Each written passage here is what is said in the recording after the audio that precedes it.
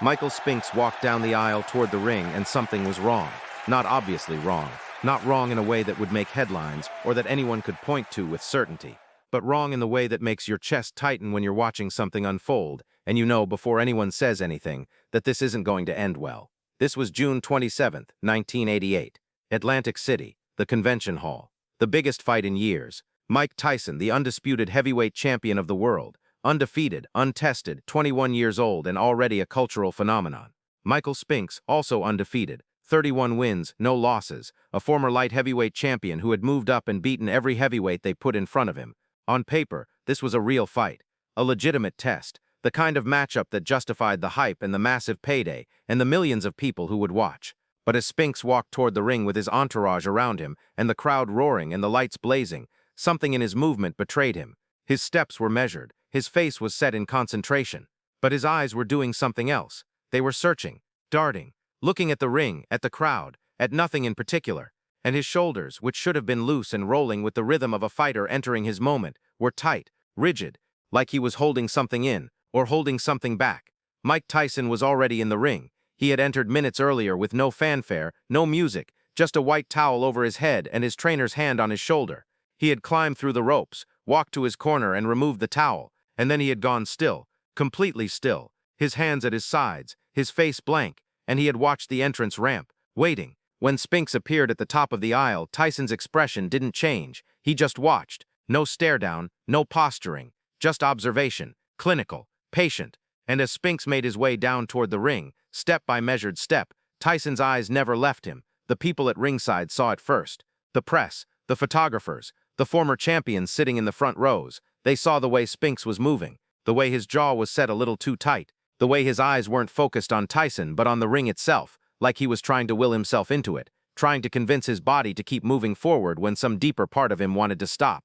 Butch Lewis, Spinks's manager, walked beside him, talking constantly, his mouth moving fast, his hands gesturing, trying to inject energy, trying to keep Spinks in the moment. But Spinks wasn't responding. He was nodding slightly, mechanically, but his mind was somewhere else, somewhere further ahead, or maybe somewhere behind, anywhere but here. When Spinks reached the ring steps, he paused, just for a second, a fraction of a hesitation that wouldn't have meant anything in any other context.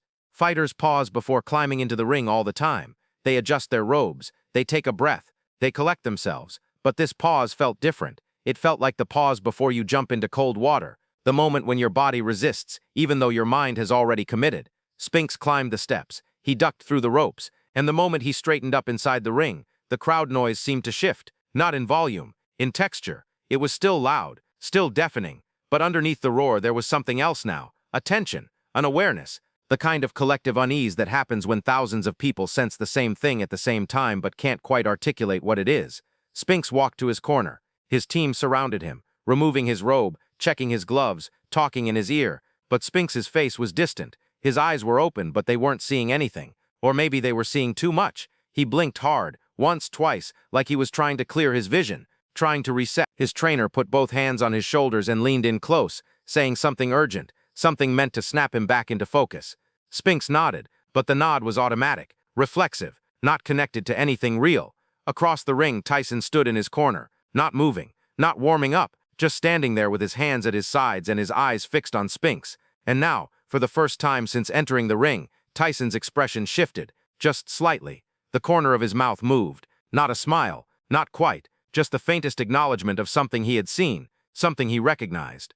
The referee called them to the center of the ring for instructions. Spinks walked forward. His legs were working, his body was functional, but there was a heaviness to his movement, a reluctance, like every step required a conscious decision. Tyson walked forward too, calm, unhurried. When they met in the center, the referee began speaking, but no one was really listening. The crowd had gone quieter, not silent, but muted, like everyone was holding their breath.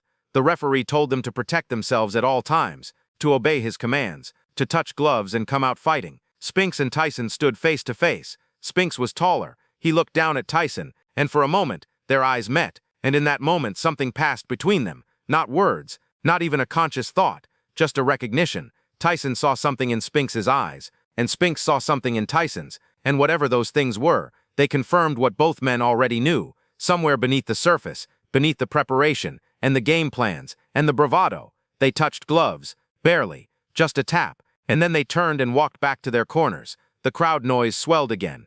The announcers filled the air with predictions and analysis. But the people who had been watching closely, who had seen the way Spinks moved down the aisle, and the way he stood in the center of the ring, and the way he looked at Tyson during the instructions, they knew. They didn't know what they knew, exactly, but they knew it wasn't good.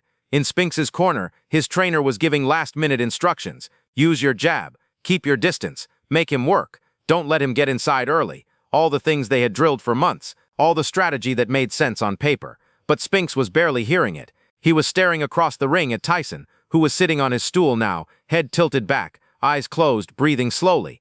And Spinks felt something in his chest, a tightness, a weight. He tried to breathe through it, tried to tell himself it was just nerves, just adrenaline, just the natural response to the biggest fight of his life, but it wasn't, and he knew it, because he had been nervous before. He had felt adrenaline before. This was something else. This was the feeling of standing on the edge of something and realizing too late that you're not ready, that all the preparation in the world hasn't prepared you for the actual moment, that the gap between what you thought this would be and what it actually is too wide to cross. The bell rang. Tyson came off his stool like he had been launched, not rushing, not wild, just immediate. He moved to the center of the ring and Spinks moved forward to meet him, and they both threw jabs and circled, and for a few seconds it looked like a fight.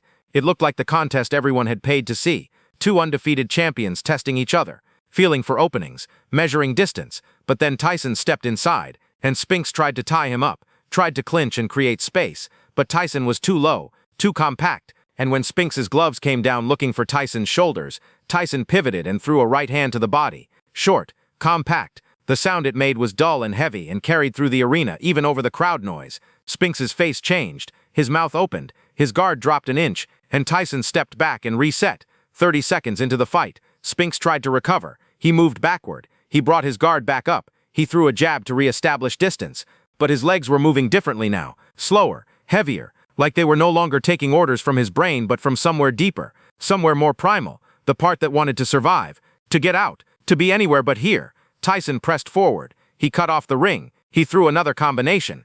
Jab, right hand, left hook. Not all of them landed clean, but the volume was relentless, and Spinks was backing up now, not strategically, not as part of a plan, just backing up because forward meant engaging, and engaging meant absorbing more punishment, and his body had already decided it didn't want any more. Spinks threw a right hand, a real punch, trying to create respect, trying to make Tyson think twice, but the punch was slow, telegraphed. Tyson saw it coming and slipped to the side and came up with an uppercut that caught Spinks on the chin. Spinks's legs buckled. He stumbled backward and his back hit the ropes, and Tyson was on him immediately. Left hook, right hand, left hook. Spinks tried to cover up, but his arms were heavy, and his reactions were delayed, and the punches kept coming. The referee stepped in. He grabbed Tyson and pushed him back. He looked at Spinks and asked if he was okay.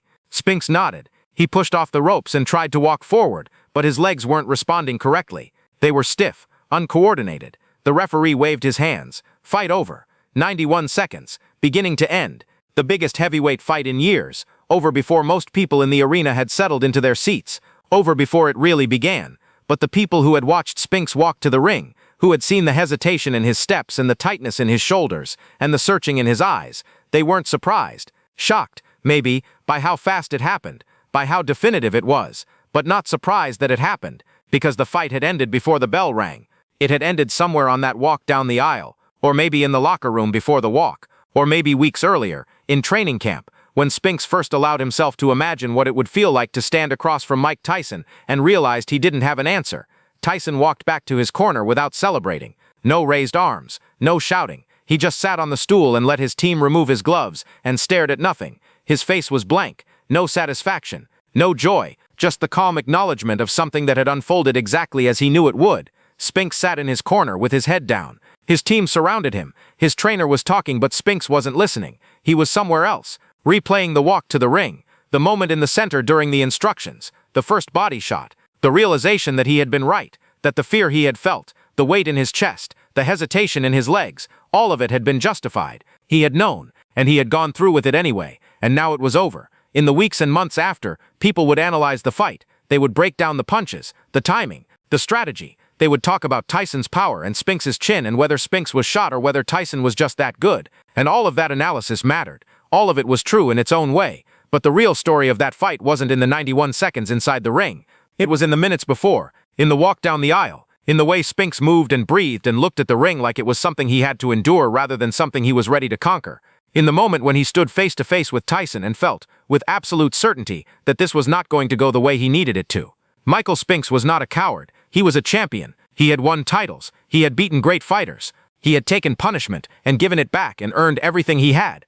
But that night, walking toward the ring in Atlantic City with the lights blazing and the crowd roaring, and Mike Tyson waiting in silence, something inside him broke. Not his will, not his courage, but his belief. The belief that he could win. The belief that his skills and his experience and his undefeated record would be enough against someone who operated on a different level.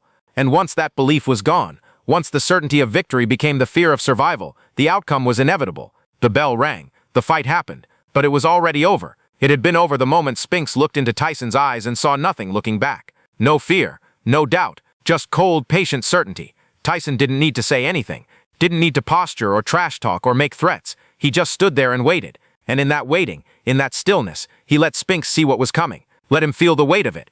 Let him understand that all the preparation in the world wouldn't change what was about to happen. And Spinks felt it in his chest, and his legs, and his hands. Felt it in the way his body moved down that aisle like it was walking towards something it couldn't escape. And by the time he climbed into the ring and the bell rang and the fight actually started, the real battle was already lost. Michael Spinks walked into the ring that night as an undefeated champion, and he walked out 91 seconds later as a man who had learned something about himself that he would spend the rest of his life processing. That there are levels, that some opponents aren't just better, they're different, and that all the courage in the world can't bridge that gap if your mind has already decided the fight is over. Mike Tyson watched him walk in, and he knew, and Spinks knew he knew, and the fight ended right there. Everything that came after was just confirmation. You've walked down that aisle, not to a boxing ring, but towards something, a presentation, a conversation, a moment you knew was coming and couldn't avoid. And as you walked, you felt it, the weight in your chest, the tightness in your shoulders, the voice in your head, asking if you were really ready for this, if you had prepared enough, if you were capable of handling what was about to happen. And maybe you pushed through. Maybe you told yourself it was just nerves, just adrenaline, just the natural response to pressure. But underneath, you knew that the gap between what you hoped would happen and what was actually going to happen was too wide, that the person or situation waiting for you was operating on a level you hadn't fully accounted for, and maybe you went through with it anyway, because backing out wasn't an option, because people were watching, because you had committed, but the outcome was never really in doubt, not because you didn't try, not because you weren't skilled or prepared, but because your belief was already gone. And without belief, all the skill and preparation in the world becomes noise. Michael Spinks was one of the best fighters of his generation. He had earned his place. But that night, walking toward Mike Tyson, his belief crumbled. Not all at once, not with a dramatic collapse, just slowly, incrementally, with every step down that aisle, with every second he spent in the ring before the bell rang. And by the time the fight actually started, the real fight was already over. You know what that feels like. The moment when you realize too clearly and too soon that you're outmatched, that the thing you're walking toward is bigger than you anticipated, that the person waiting for you isn't just confident, they're certain, and their certainty, their calm, their patient stillness, does more damage than any punch ever could. The question isn't whether you'll face that moment. You will. The question is what you do with it. Do you let it paralyze you before the bell rings? Or do you step into the ring anyway, knowing the odds, and fight for as long as you can? Spinks stepped in. That matters. He didn't walk away. He didn't refuse the fight. He felt the fear and did it anyway. And he lost. Quickly, definitively, but he showed up. That's not victory, but it's not nothing, because the hardest walk isn't the one you take after you lose, it's the one you take before, when you know what's waiting, when you feel the weight of it, when every step requires a decision to keep moving forward, even though your body is screaming at you to turn around. Mike Tyson watched Michael Spinks walk in, and the fight ended before it began, not because Spinks was weak, but because Tyson's certainty was absolute, and certainty, when it's that complete, that unshakable, doesn't need to prove itself. It just waits, and lets you prove it for them. 91 seconds. That's how long the fight lasted. But it was over long before that. It was over the moment Spinks hesitated on those ring steps. The moment he looked at Tyson during the instructions. The moment he felt his legs go heavy, and his chest go tight, and his mind whisper the truth he didn't want to hear. This wasn't going to go his way. And once you know that, once you feel it with certainty, everything that follows is just the aftermath. Just the slow, inevitable confirmation of what you already understood. Mike Tyson didn't beat Michael Spinks in 91 seconds. He beat him in the minutes before. In the walk. In the silence. In the waiting. And by the time the bell rang, all that was left was for everyone else to see what both men already knew.